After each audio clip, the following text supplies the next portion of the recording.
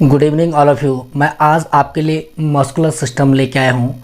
Muscular system होता क्या है कि जो हमारा शरीर है, हमारे शरीर के अंदर लगभग 600 के आसपास मांसपेशियाँ होती है और ये मांसपेशियाँ मिलकर एक तंत्र का निर्माण करती है जिसे हम मांसपेशीय तंत्र या मस्कुलर सिस्टम कहते हैं।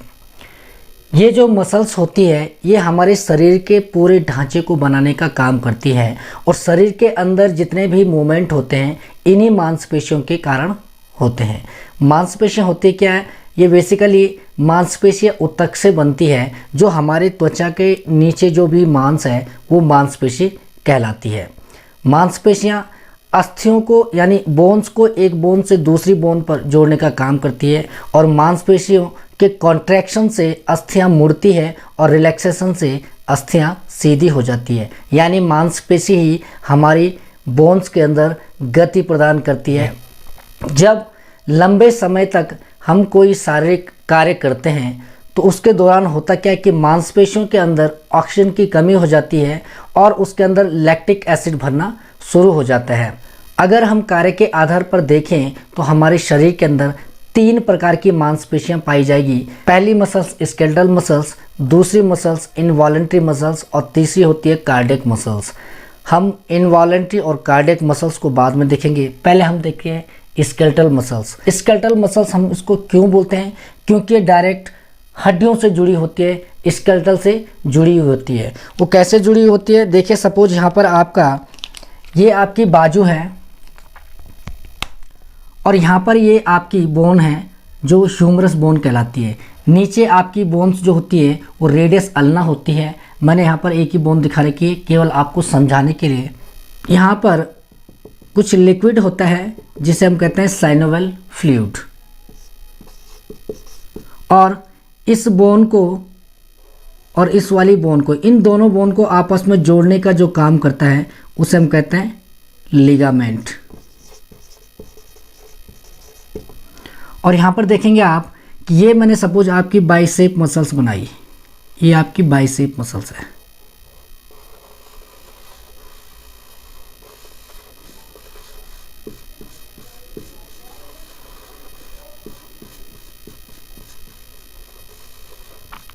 इस बाइसेप मसल्स का एक सिरा बोन से जुड़ा रहेगा ह्यूमरस वाली और दूसरा सिरा जुड़ा रहेगा रेडियस से। इस तरह ये रेडियस से जुड़ा होगा या रेडियस से अल्ना से जुड़ा होगा। यहाँ पर जो जोड़ने का काम कर रहा है ये वाला पार्ट, इसको हम कहते हैं टेंडन। ये टेंडन यहाँ पर ध्यान रखना कि ये फ्लेक्सिबल नहीं होता है, ये इनफ्लेक्सिबल होता है। और जैसे ही हम बाजू को ऊपर करते हैं वैसे ही ये टेंडन इस वाली बोन को ऊपर खींच लेता है। क्योंकि ये पूरा टेंडन कैसा है, ये वाला टेंडन ये टाइट है यानी फ्लेक्सिबल नहीं है, तो ये क्या काम करेगा, ये इसको ऊपर खींचेगा और हमारी बाजू मुड़ जाएगी। अब यहाँ पर क्वेश्चन आते हैं आपके पास कि जो आपका बोन को मसल से जोड़ता है उस जॉइंट को क्या कहते हैं? यानी बोन प्लस मसल्स को जोड़ने वाला जॉइंट, इसे कहेंगे टेंडन। और जो आपका बोन को डायरेक्ट बोन से जोड़ रहा है ये वाला जॉइंट, इसे हम क्या कहेंगे? बोन प्लस बोन के जॉइंट को हम कहेंगे लिगामेंट। और इसी तरह यहाँ पर देखिए कि एक और क्वेश्चन आता है कि मसल्स और मसल्स को जोड़ने वाला जो जॉइंट होता है उसे कहते हैं सेलेक्सोर। तो ये 3 टाइप के क्वेश्चंस मसल्स में आपको पूछे जाएंगे।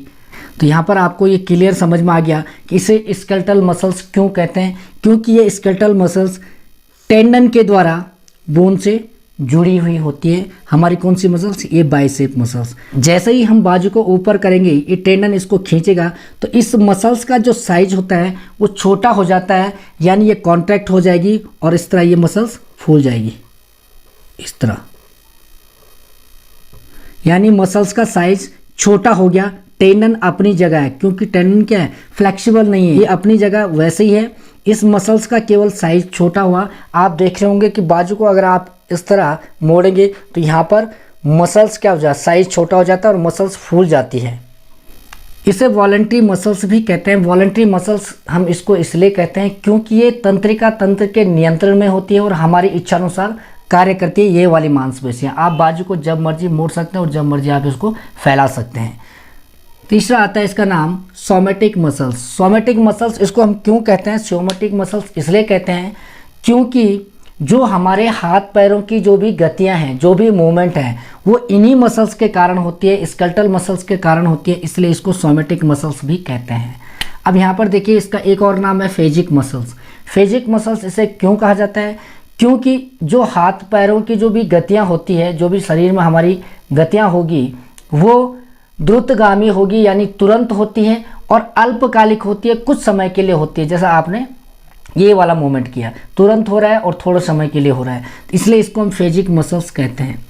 तीसरा नाम इसका है स्ट्रेटेड मसल्स। स्ट्रेटेड मसल्स इसका नाम क्यों है कि अगर आप आगे देखेंगे, इसमें पढ़ेंगे जब मसल्स को और डिटेल से मैं आपको बताऊंगा, तो इसमें इस तरह के बैंड दिखाई देंगे, ये लाइट बैंड और डार्क बैंड, लाइट बैंड और डार्क बैंड, यानी एक लाइट के बाद डार्क, डार्क के बाद लाइट और फिर लाइट के बाद डार्क, इस तरह एक प्रॉपर सीक्वेंस होता है। लाइट के बाद डार्क, डार्क के बाद लाइट, तो इस सीक्वेंस को कहते हैं स्ट्रिएशन।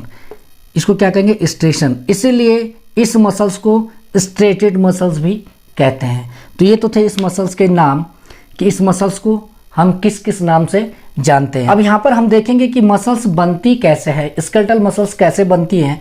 ये आपको जो मसल्स का साइज दिखाई दे रहा है, ये मसल्स का साइज आपका सिलेंड्रिकल या रोड शेप में होता है। अगर हम इस मसल्स को बीच से काट दें तो बीच से काटने पर क्या होगा? ये गोल दिखाई देगी, इस तरह का गोला दिखाई देगा।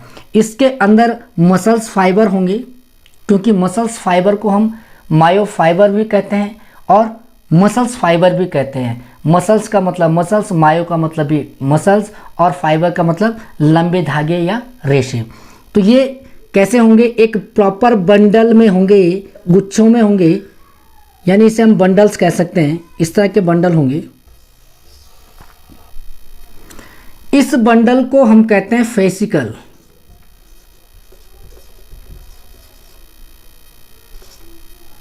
इस बंडल को हम क्या कहेंगे? फेसिकल्स। अब यहां पर ध्यान रखना, इस फेसिकल के अंदर ही मसल्स फाइबर होंगे, इस तरह के।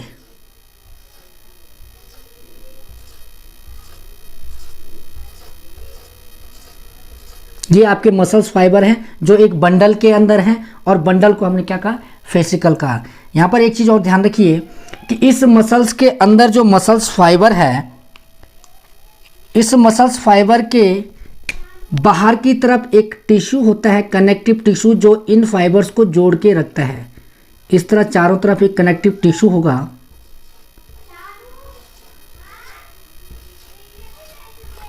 इस कनेक्टिव टिश्यू को हम कहते हैं एंडोमाइशियम। और ये हर जगह होगा, यानी जो जहाँ पर मसल्स फाइबर होंगे उसके चारों तरफ होगा, भीतर की तरफ, यानी भीतर की तरफ जो हमारा टिश्यू होता है मसल्स में, उसे कहते हैं एंडोमाइशियम। उसी तरह इस फेसिकल के चारों तरफ ही एक टिश्यू होगा, इस तरह एक टिश्यू होगा।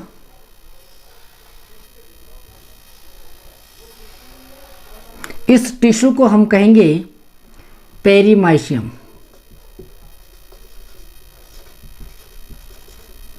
यानी फेसिकल के चारों तरफ जो टिश्यू है उस टिश्यू का नाम है पेरीमाइशियम।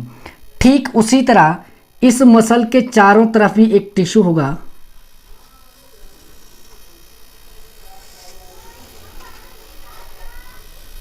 ये वाला टिश्यू। इस टिश्यू को हम कहते हैं एपीमाइशियम। यही एपीमाइशियम टेंडन के रूप में कन्वर्ट होता है और हमारे स्केलेटल से जुड़ जाता है, जो मैंने आपको टेंडन पहले बताया था। अब यहाँ पर एक और चीज़ देखिए कि इन मसल्स बंडल को भी जोड़ने वाला एक टिश्यू होगा, जहाँ पर आपको ये स्पेस दिखाई दे रहा है, इस तरह एक टिश्यू होगा। जहाँ पर भी आपको खाली स्पेस दिखाई दे रहा है वहाँ पर ये टिश्यू हर जगह होगा। इस तरह ये सारा टिश्यू है। इस टिश्यू को हम क्या कहते हैं? इस टिश्यू को हम कहते हैं फेशिया। अब यहाँ पर आपको क्वेश्चन पूछा जा सकता है कि फेसिकल किसे कहते हैं। तो फेसिकल क्या होगा, फेसिकल हम किसको बोलेंगे, ग्रुप ऑफ मसल फाइबर, या इसे मसल सेल भी बोल सकते हैं। दूसरा, आपका मसल किसे कहेंगे, ग्रुप ऑफ क्या, बंडल्स।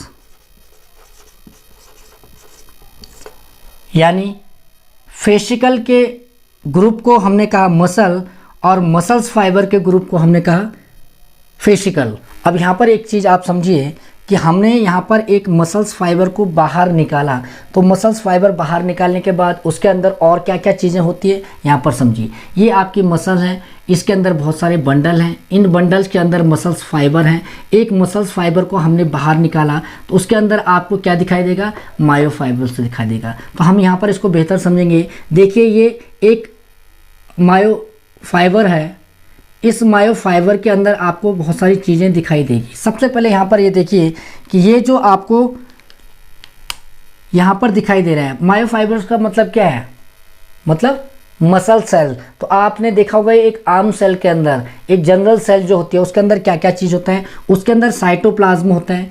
यानी साइटोप्लाज्म होगा तो मसल के साइटोप्लाज्म को हम कहेंगे सार्कोप्लाज्म।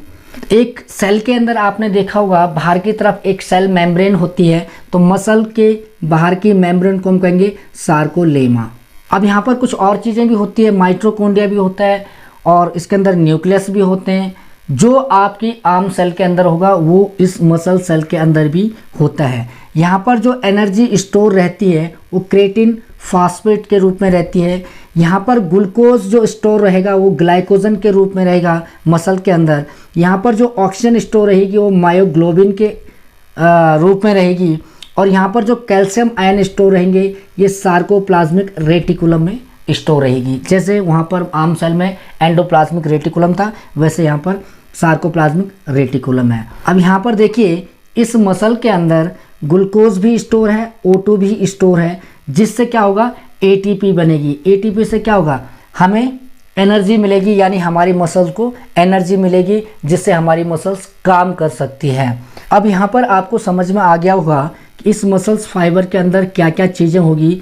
जो मसल्स फाइबर का जो सार्कोप्लाज्म है उसके अंदर ये सारी चीज़ें पाई जाएगी। इसके अतिरिक्त इसमें मायोफाइब्रिल्स भी पाए जाते हैं। अब यहाँ पर हम एक मायोफाइब्रिल्स को बाहर निकाल के जब देखते हैं तो हमें उसके अंदर और क्या क्या चीज़ें दिखाई देगी। यहाँ पर देखिए एक मायोफाइब्रिल्स का स्ट्रक्चर है।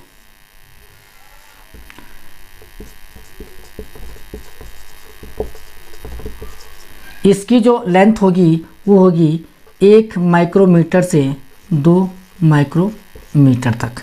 अब यहाँ पर देखेंगे इस मायोफाइब्रिल्स के अंदर हमें 2 प्रकार के फिलामेंट नज़र आते हैं। यहाँ पर मैं ब्लू कलर में दिखा रहा हूँ आपको, ये वाला फिलामेंट, इस फिलामेंट को हम कहेंगे थिक फिलामेंट।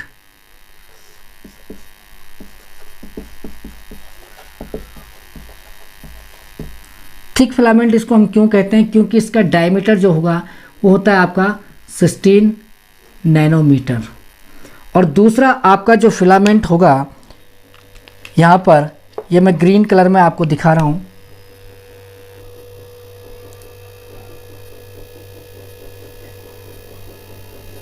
ये ग्रीन कलर का जो फिलामेंट है इसको कहेंगे थिन फिलामेंट।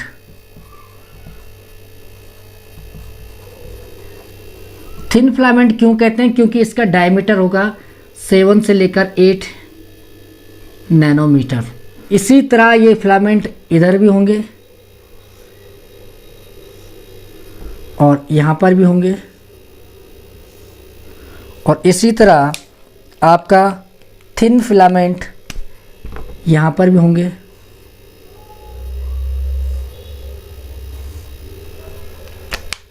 अब यहाँ पर देखिए जो थिन फिलामेंट हमारा है, उस थिन फिलामेंट को एक मेम्ब्रेन या कनेक्टिव टिश्यू बांध के रखता है, क्योंकि हवा में तो ये लटकेंगे नहीं।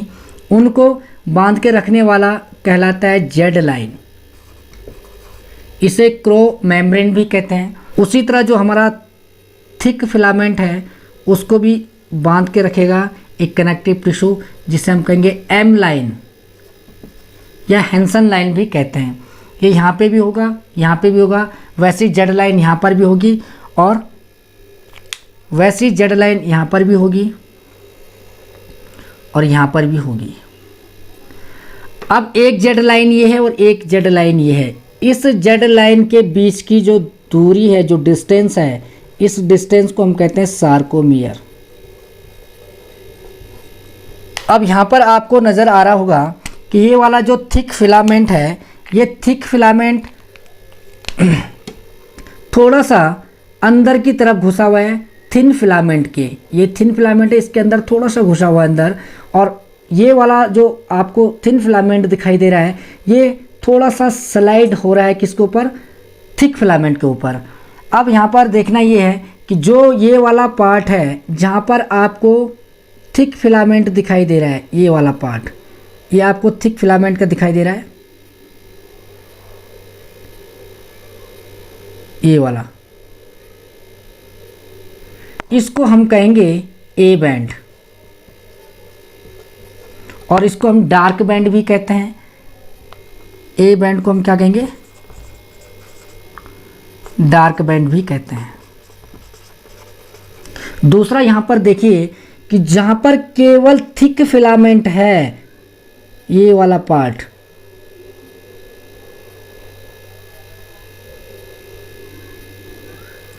यहां पर केवल थिक फिलामेंट आपको दिखाई दे रहा है, ये वाला, इस पार्ट को हम बोलेंगे एच जोन।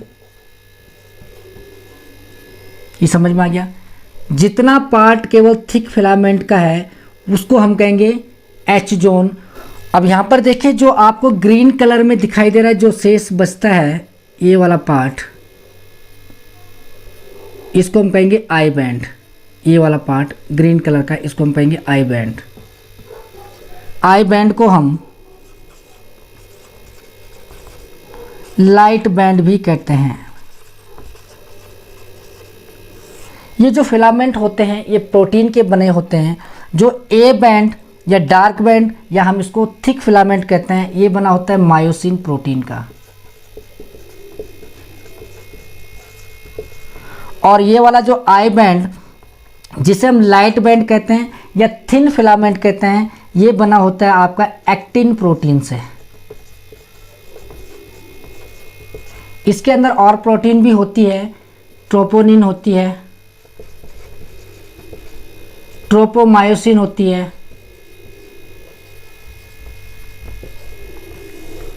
अब यहाँ पर आपने क्लियर समझ लिया कि हमारी मसल्स के अंदर क्या क्या चीज़ें होती है और मसल्स किन किन चीज़ों से मिलकर बनती है। आगे के टॉपिक में हम देखेंगे कि ये जो मैंने आपको ए बैंड आई बैंड बताए थे, ये फिलामेंट बताए थे, ये कैसे एक दूसरे पर स्लाइड होंगे जब मसल्स का कॉन्ट्रैक्शन और रिलैक्सेशन होगा। ये ए बैंड और आई बैंड कैसा काम करते हैं वो हम पढ़ेंगे नेक्स्ट टॉपिक में, जो होगा मसल्स कॉन्ट्रैक्शन एंड रिलैक्सेशन, या हम उसको कह सकते हैं स्लाइड फिलामेंट थ्योरी। तो तब तक के लिए इंतज़ार कीजिए। धन्यवाद।